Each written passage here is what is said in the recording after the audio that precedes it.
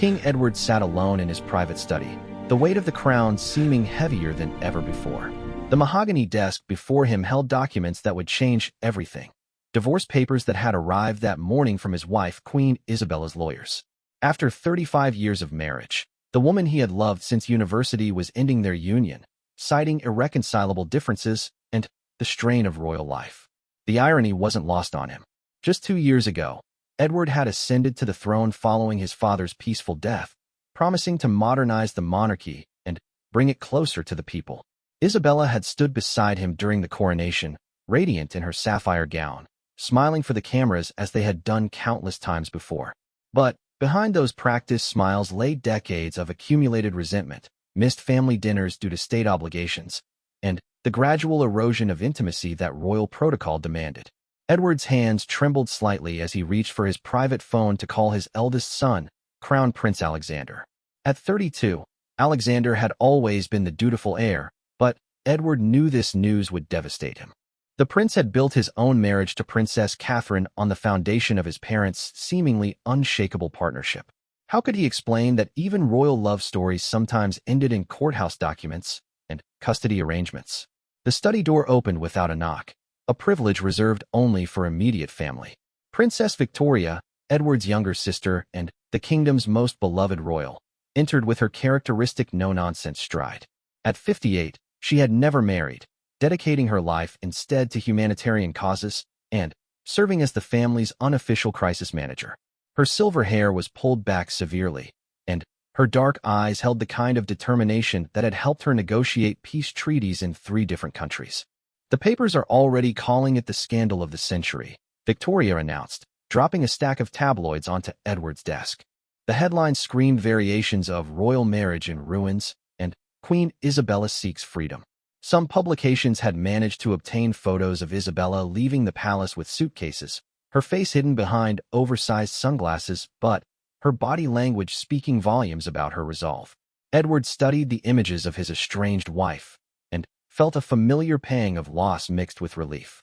Isabella had always been beautiful, but in recent years, the smile lines around her eyes had been replaced by stress marks and a perpetual tension in her jaw. The woman who had once laughed at his terrible jokes and stayed up all night helping him practice speeches now barely spoke to him outside of official functions. Their marriage had become a performance, and even the most skilled actors eventually grew tired of playing the same role. Alexander and Catherine are flying back from their goodwill tour early, Victoria continued, settling into the leather chair across from her brother. "They'll be here by evening." And Princess Sophie called from boarding school. Apparently, some of her classmates showed her the news on social media before the palace could reach her directly. Sophie, Edward's 16-year-old daughter, was the family's bright spot, intelligent, compassionate, and refreshingly normal despite her royal status. Edward's heart clenched thinking about how this divorce would affect her during such crucial developmental years. Unlike Alexander, who had been groomed for royal duty from birth, Sophie had been allowed more freedom to discover her own interests. She excelled in environmental science and had plans to study marine biology at university, dreams that this family crisis might now complicate.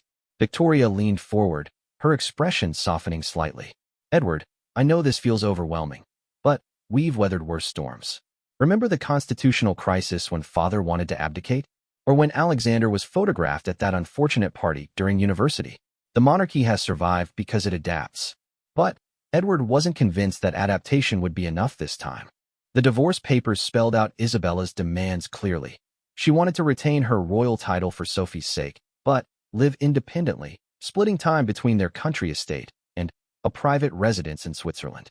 More challenging was her request for joint custody of Sophie and her insistence that certain family traditions be modified to give their daughter more autonomy. The king rose from his desk and moved to the tall windows overlooking the palace gardens. Tourists gathered at the gates as they did every day, hoping for a glimpse of royal life. They saw the pageantry and tradition, the beautiful gowns and glittering tiaras, but they couldn't see the personal cost of living every moment in service to the crown. Edward had been born into this life, but Isabella had chosen it, and now she was choosing to leave it behind. The Prime Minister called, Victoria added quietly. "Parliament is concerned about public reaction. Recent polls show support for the monarchy is already declining among younger demographics. A messy royal divorce could accelerate that trend. Edward nodded grimly. His kingdom was a constitutional monarchy where the royal family served largely ceremonial functions, but they still played crucial roles in diplomacy, charity work, and national identity. If public support eroded significantly, it could lead to serious discussions about abolishing the monarchy altogether, something that would devastate not just his family, but thousands of people whose livelihoods depended on royal patronage and tourism. The afternoon sun cast long shadows across the Persian carpets as Edward contemplated his options. He could fight the divorce, using royal lawyers to drag out proceedings, and potentially force Isabella into a reconciliation for the sake of duty. But such tactics would likely backfire spectacularly in an age of social media and public transparency. The people expected their royals to be both traditional and modern, dutiful yet relatable, an impossible balance that had finally broken his marriage. A soft knock interrupted his thoughts. Mrs. Harrison, his private secretary for over 2 decades, entered with her usual efficiency. "Your Majesty, Crown Prince Alexander's plane has landed early. He and Princess Catherine are requesting an immediate audience." Edward straightened his shoulders, feeling the familiar weight of royal responsibility settling back into place. Whatever personal grief he felt about his marriage's end would have to wait. His son needed guidance, his kingdom needed stability, and his crown demanded sacrifice. The performance would continue, even as his world crumbled behind the palace walls. As he prepared to face Alexander and deliver news that would shatter his son's understanding of royal duty and family loyalty, Edward realized this was only the beginning. The real challenge wouldn't be ending his marriage. It would be preserving his kingdom and protecting his children while learning to live authentically for the first time in his adult life. Crown Prince Alexander stood in the palace's blue drawing room, still wearing his travel clothes from the emergency flight home. His wife, Princess Catherine, sat beside him on the ornate settee, her usually perfect composure showing cracks of exhaustion and worry. They had cut short their goodwill tour of Southeast Asia upon receiving Victoria's cryptic message about a family emergency requiring immediate return.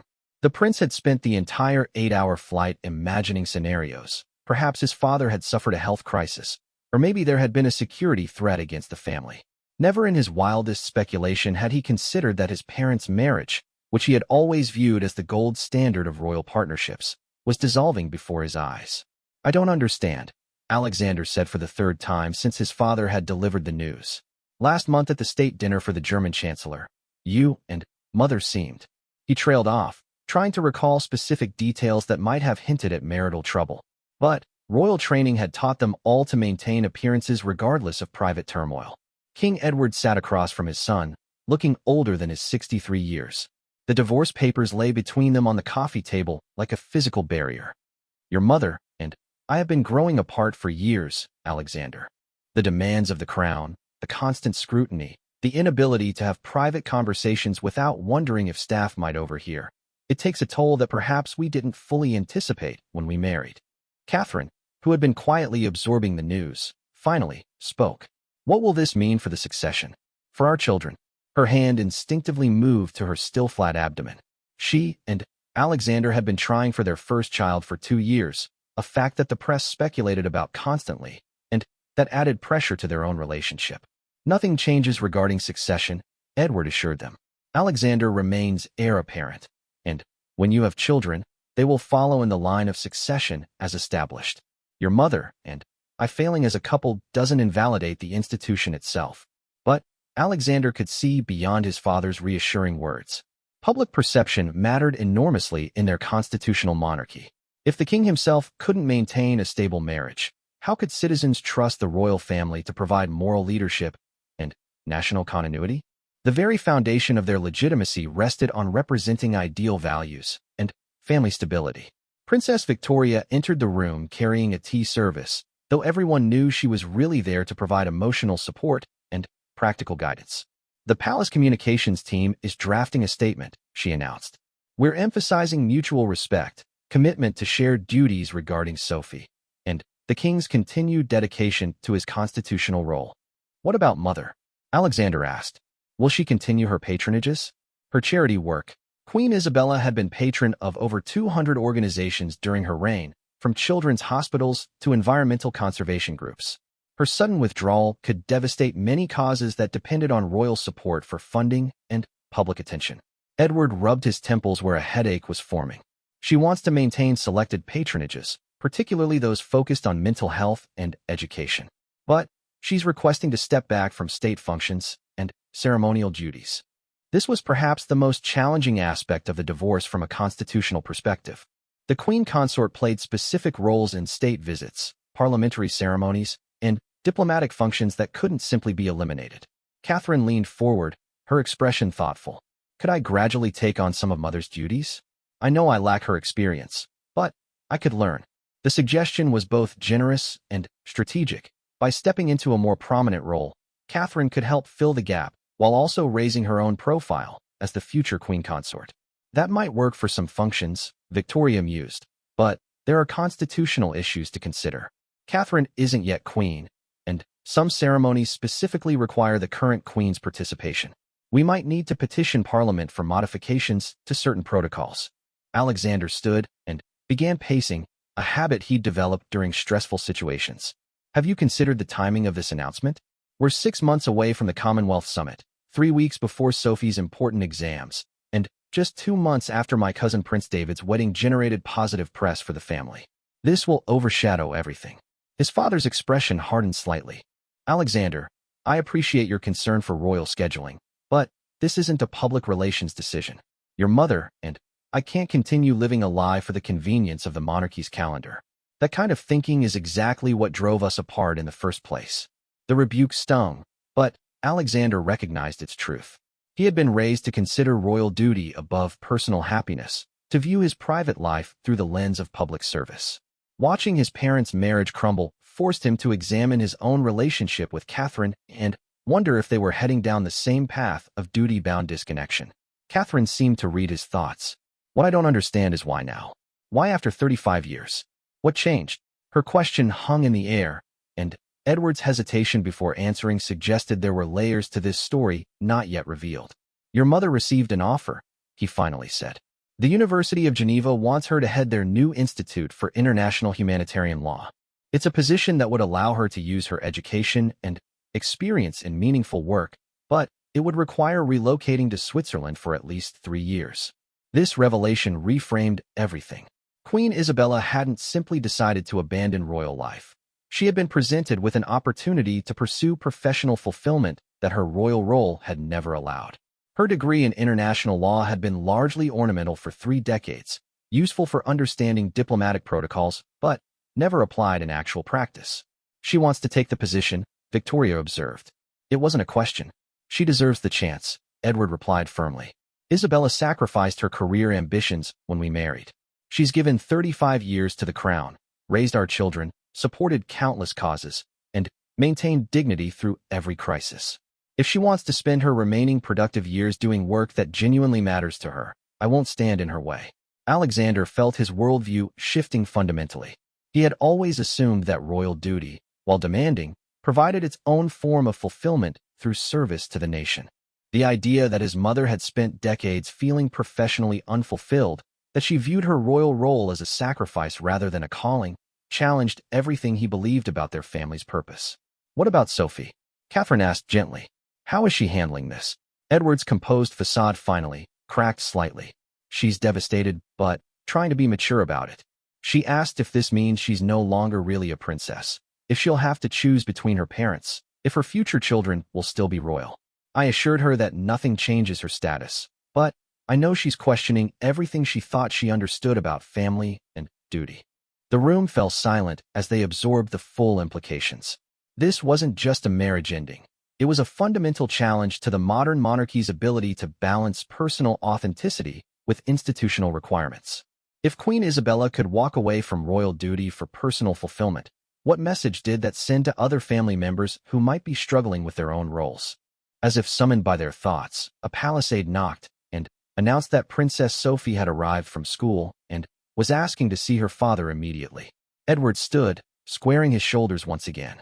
The next conversation would be even more difficult than this one, but perhaps it would also begin the process of rebuilding their family on more honest foundations. Princess Sophie sat curled in the window seat of her father's study, still wearing her school uniform, but having discarded the blazer and loosened her tie.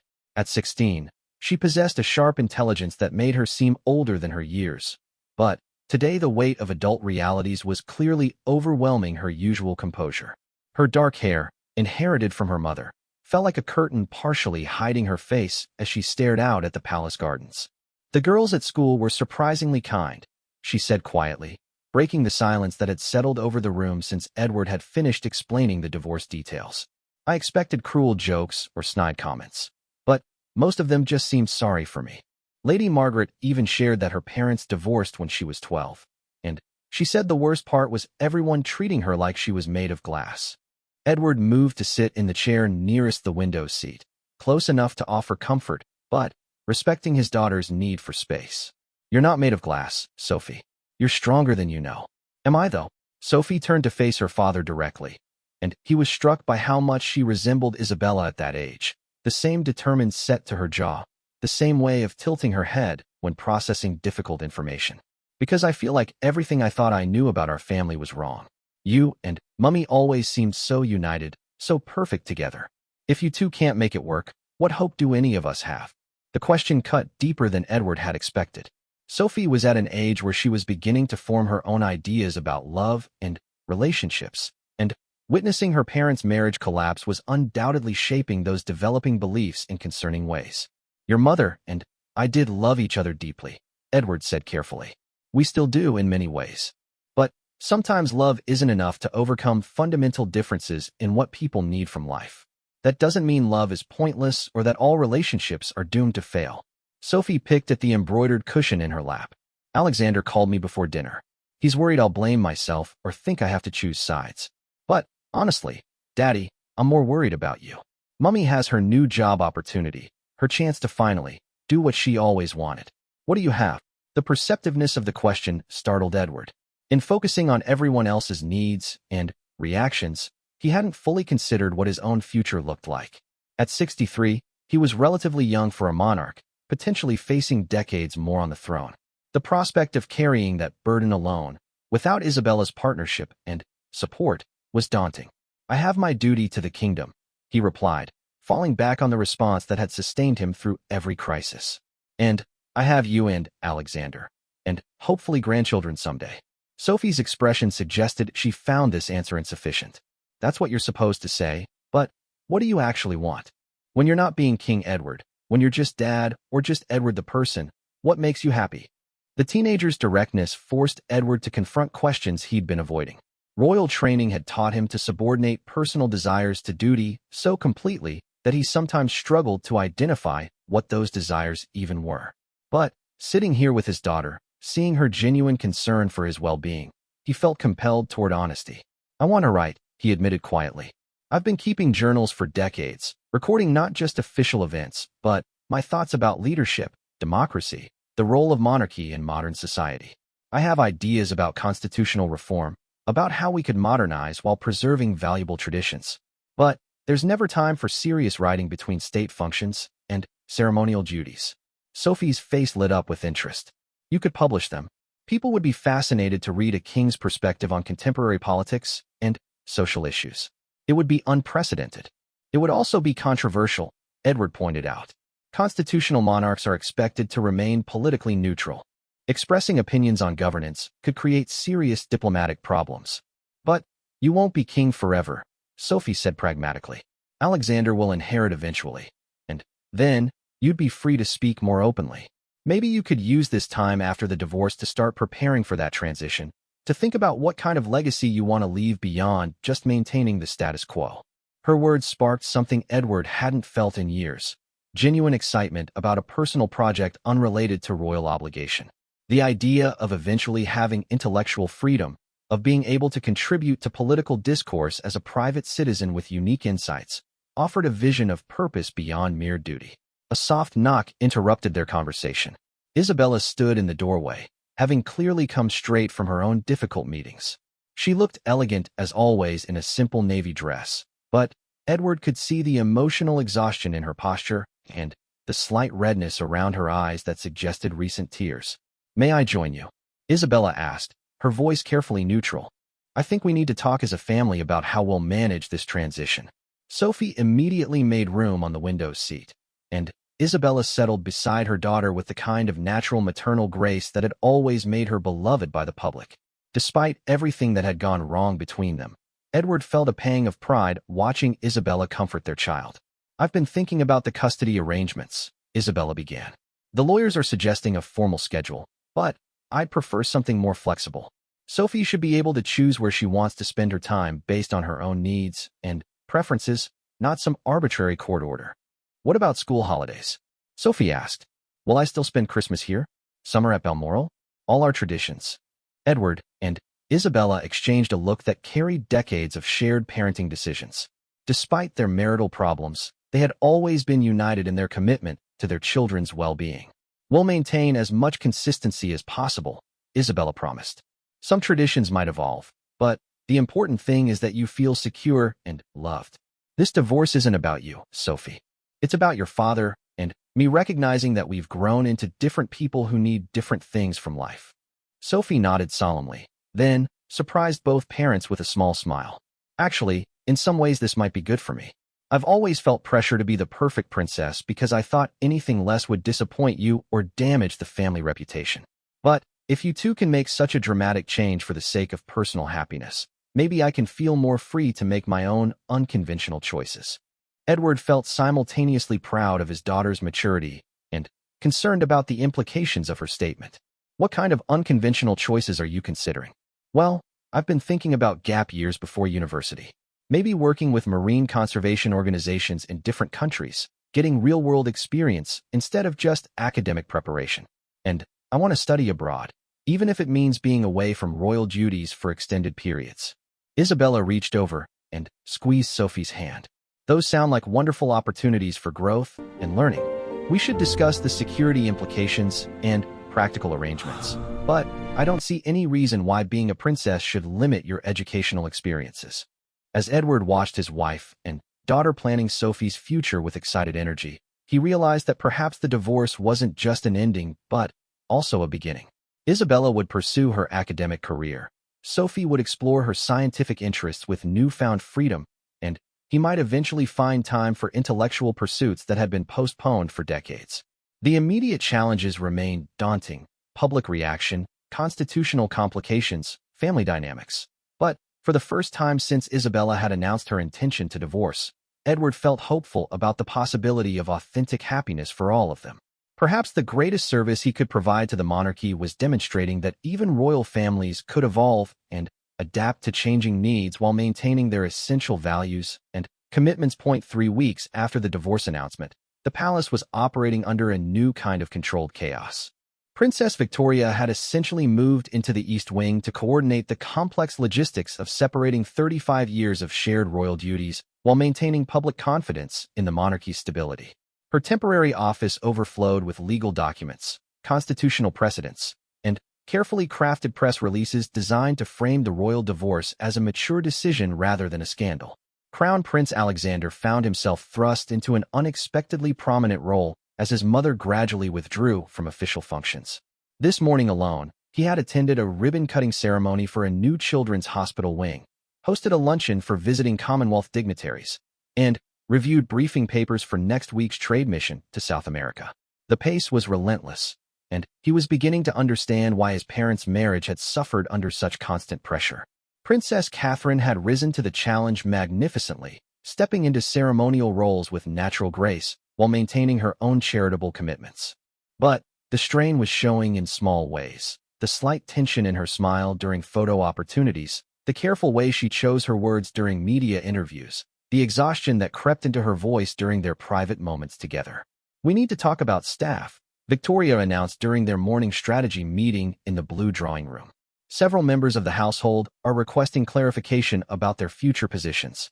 Mrs. Richardson has served as the Queen's private secretary for 15 years. Does she relocate to Switzerland or transition to supporting Catherine's expanded role?" Alexander studied the organizational chart Victoria had spread across the coffee table. Each position represented not just a job, but a person whose livelihood depended on royal patronage. The ripple effects of his parents' divorce extended far beyond family members to dozens of employees, from ladies-in-waiting to security personnel to communications specialists. "What does mother prefer?" he asked. "She wants to take minimal staff to Switzerland, just a personal assistant and security detail." Mrs. Richardson could either accept a reduced role coordinating Isabella's limited remaining patronages or transfer to supporting Catherine full-time. Victoria's tone suggested she had strong opinions about the optimal arrangement. Catherine looked up from her own stack of briefing papers. "I would welcome Mrs. Richardson's experience, but only if she's genuinely interested in the transition. I don't want staff who feel they're settling for second-best assignments." The practical challenges seemed endless. Queen Isabella's extensive wardrobe required decisions about which pieces were personal property versus official regalia. Her jewelry collection included items that belonged to the crown jewels alongside personal gifts that were hers to keep. Even her correspondence required sorting. Decades of letters from world leaders, charity patrons, and private friends that might contain sensitive information requiring special handling. "The Constitutional Committee is meeting Thursday to discuss precedents," Victoria continued. "There are questions about whether Isabella retains any official status after the divorce is finalized. Historically, divorce queens have either died or been executed, so we're in uncharted territory." Alexander winced at his aunt's characteristically blunt assessment. "Surely we can find modern solutions that don't require consulting medieval precedents." "You'd think so, but Parliament is surprisingly attached to historical protocol. Some members are arguing that divorce fundamentally alters Isabella's relationship to the crown and, therefore, to her royal titles. Others contend that her status derives from being Sophie's mother rather than Edward's wife, so divorce shouldn't affect her position." Catherine set down her papers with a frustrated sigh. "What matters most is protecting Sophie from getting caught in constitutional debates about her mother's status. She's already dealing with enough upheaval." Indeed, Princess Sophie had become the family member everyone worried about most. At 16, she was old enough to understand the complexity of her situation, but young enough to be deeply affected by the fundamental changes in her family structure. Her upcoming university applications added another layer of stress, as admissions committees would undoubtedly be influenced by the royal drama surrounding her family. Sophie's guidance counselor called yesterday, Alexander reported. Apparently, she's been receiving interview requests from university newspapers and even some major publications. Everyone wants the inside story from the princess caught in the middle of the royal divorce. Victoria's expression darkened. "We need stronger security protocols around Sophie's school and social activities. The media attention will only intensify as the divorce proceedings become more public." As if summoned by their conversation, Sophie herself appeared in the doorway, still in her school uniform, but carrying a laptop bag that suggested she'd been working on assignments. At 16, she had developed an uncanny ability to navigate the palace's formal atmosphere while maintaining her own teenage identity. "I heard voices and hoped you might have updates about Mother's departure timeline," Sophie said, settling into an empty chair with the casual confidence that came from growing up surrounded by serious political discussions. Alexander hesitated. The logistics of Isabella's move to Switzerland were still being finalized, but Sophie deserved honest information about decisions that would directly affect her life. Tentatively, "She'll relocate after your summer exams," Catherine said gently. "That gives us several months to establish new routines and make sure you feel comfortable with the arrangements." Sophie nodded thoughtfully. "I've been thinking about spending part of my summer in Geneva anyway. Mother's new position includes opportunities for student internships, and I could gain experience with international environmental law while getting used to her new living situation." Victoria looked impressed. "That's remarkably mature thinking, Sophie. It would also provide excellent preparation for your university applications. Admissions committees would be very interested in that kind of international experience. Plus, it would give the media something positive to focus on instead of just the divorce drama," Sophie added with a pragmatism that reminded Alexander painfully of their father. "Princess pursues environmental advocacy through international collaboration. That's a much better headline than Princess caught between divorced parents." Alexander felt a surge of protective pride watching his younger sister navigate such complex circumstances with intelligence and grace. Sophie was developing political instincts that would serve her well in whatever role she eventually chose within or outside the royal family. "There's something else we need to discuss," Victoria said, her tone suggesting she'd been saving the most difficult topic for last. "Public opinion polling shows concerning trends." Support for the monarchy has dropped 12 percentage points since the divorce announcement, with the steepest decline among people under 40. Catherine leaned forward with interest. What specific concerns are people expressing? Primarily questions about whether the royal family can provide moral leadership if they can't maintain stable marriages. There's also increased discussion about the cost of supporting royal lifestyles, especially if we're now maintaining separate households for divorced couples. Alexander felt the familiar weight of inherited responsibility settling more heavily on his shoulders. His parents' personal crisis was becoming a constitutional challenge that could affect the monarchy's long-term survival. The pressure to present his own marriage as perfectly stable felt overwhelming, even though Catherine had been nothing but supportive through this entire ordeal. We need positive stories to balance the narrative, Sophie suggested practically. What if I accelerate some of my own charitable initiatives? Launch a youth environmental program or take on more visible patronages? Show that the younger generation of royals is committed and engaged. Victoria smiled at her niece's strategic thinking. That's exactly the kind of forward-looking approach we need. But let's be careful not to exploit your situation for publicity purposes. Any initiatives should reflect your genuine interests and long-term commitments.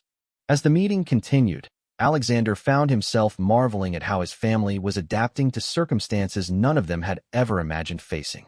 The divorce that had initially seemed like a catastrophe was forcing them all to examine their roles and assumptions about duty, service, and authenticity in ways that might ultimately strengthen both their family bonds and their public service. 6 months after the initial announcement, the royal divorce had been finalized with remarkably little drama compared to the media's dire predictions. Queen Isabella had officially relocated to Geneva and begun her work at the university's Institute for International Humanitarian Law, where early reports suggested she was thriving in her new academic role. The transition had been managed with such professionalism that public opinion polls were beginning to show stabilization, and some commentators were even praising the royal family's mature handling of a difficult situation. King Edward sat in his newly redecorated study, which no longer bore traces of Isabella's influence, but felt more authentically his own space. The mahogany furniture remained, but he had added a proper writing desk position to catch the morning light, and the walls now displayed maps and historical texts that reflected his scholarly interests rather than traditional royal portraiture. This morning brought particularly significant news. His literary agent had confirmed that a major publisher was interested in his memoir about constitutional monarchy in the digital age. The book proposal, written during late-night sessions after official duties, explored questions about democratic legitimacy, ceremonial power, and the evolution of royal roles that he had never been able to discuss publicly while married to Isabella and maintaining the facade of unified traditional leadership. A gentle knock interrupted his thoughts. Alexander entered carrying his infant son, Prince Michael, who had been born 2 months earlier amid much celebration and media attention. The baby's arrival had provided exactly the kind of positive royal news the family needed, and Catherine's grace during pregnancy and childbirth had endeared her even more to the public. "Sorry to interrupt your writing time," Alexander said, settling into a chair while supporting his son expertly. Fatherhood had brought out a relaxed confidence in Alexander that reminded Edward of his own younger self. "But I wanted to discuss the Constitutional Committee's final recommendations about succession planning." Edward set aside his manuscript pages and focused on his son and grandson. Little Michael gurgled contentedly, his dark hair and serious expression already suggesting the royal temperament that would shape his future role. "The committee supports maintaining current succession laws," Alexander continued, "but they're recommending new protocols for royal marriages and potential divorces. Essentially, they want to codify the procedures we developed over the past 6 months so future situations can be handled more smoothly." "That seems prudent," Edward agreed. "What specific changes are they proposing?" "Prenuptial agreements for all royal marriages that address title retention, property division, and custody arrangements. Mandatory family mediation before any divorce proceedings. And formal recognition that divorced royals can retain certain ceremonial functions if both parties agree and Parliament approves." Edward nodded thoughtfully. These changes represented exactly the kind of modernization he had long believed the monarchy needed. Acknowledgement that royal families faced the same human challenges as everyone else, coupled with institutional mechanisms for managing those challenges without constitutional crisis. "There's something else," Alexander added, his tone suggesting importance. "Sophie has made a decision about her gap year plans." This captured Edward's full attention. Sophie's choices about her immediate future had become a symbol of how the younger generation of royals might balance personal development with inherited responsibilities. She wants to spend 8 months working with marine conservation projects in 3 different countries, starting with coral reef research in Australia, then marine protected area management in Costa Rica, and finishing with sustainable fishing policy work in Norway. The itinerary would give her hands-on experience with different approaches to environmental protection while building credentials for her university applications. Edward felt simultaneously proud of Sophie's ambitious plans and concerned about the security and diplomatic complications such extensive travel would require. What about her royal duties during those 8 months? She's proposed maintaining her youth environmental patronages through virtual participation and regular reports about conservation work in different countries. Essentially, she'd be serving as an informal royal ambassador for environmental causes while gaining practical experience. The proposal was innovative and risky, representing exactly the kind of evolved royal role that modern circumstances seem to demand. Sophie would be fulfilling her royal obligations while pursuing personal growth and professional development, something previous generations of royal teenagers had never been allowed to attempt. Princess Victoria appeared in the doorway with her usual impeccable timing. I couldn't help overhearing the conversation about Sophie's travel plans. The Foreign Office has completed their preliminary security assessment, and they're cautiously optimistic about making the arrangements work. Cautiously optimistic? Edward questioned. The Australian and Norwegian portions would be relatively straightforward. Both countries have strong diplomatic relationships with us and excellent security infrastructure. Costa Rica presents more challenges, but the conservation organization she wants to work with has hosted other high-profile volunteers successfully. Victoria settled into her customary chair, and Edward noticed that she looked more relaxed than she had in months. Managing the family crisis had been exhausting for everyone, but particularly for Victoria, who had shouldered much of the practical coordination while maintaining her own demanding schedule of official duties. There's also a media strategy component to consider, Victoria continued. Sophie's gap year activities could generate very positive coverage for the monarchy, young royal pursuing meaningful environmental work rather than just attending charity galas. It might help counteract lingering negative sentiment about the divorce. Alexander shifted baby Michael to his other arm as the infant began to fuss slightly. Catherine and I have been discussing whether we should adjust our own approach to royal duties based on what we've learned from this experience. We want to be more authentic about our interests and concerns, less rigidly formal in our public interactions. Edward smiled, recognizing in his son's words the same desire for authenticity that had driven Isabella's decision to pursue her academic career. What specific changes are you considering? More unscripted public appearances where we can have genuine conversations with people about issues we care about. Less emphasis on ceremonial ribbon cutting, and more focus on substantive engagement with charitable causes. And we want to share more about our actual family life, not intimate details, but enough that people see us as real people rather than just symbols. The proposal represented a significant departure from traditional royal protocol, but Edward found himself supportive of the direction. The past 6 months had demonstrated that authenticity, handled carefully, could actually strengthen public support rather than weakening it. Baby Michael had settled back into contentment, and Edward marveled at how this newest family member represented both continuity and change. Michael would grow up in a royal family that had proven capable of adaptation and growth, where personal happiness was considered alongside duty and service. I received a letter from your mother yesterday, Edward told Alexander and Victoria. She's been invited to lecture at Oxford about her humanitarian law research. It would be her first public appearance in Britain since the move to Geneva. Victoria raised an eyebrow. How do you feel about that prospect? Edward considered the question carefully. 6 months ago, the idea of Isabella returning to England as an independent academic rather than his royal consort would have seemed impossible. Now it felt like natural progress, another step in their family's evolution toward more authentic and sustainable ways of balancing personal fulfillment with public service. I'm pleased for her, he said honestly. And I think it would be good for Sophie to see her mother thriving in her new role. It validates the difficult decisions we've all made.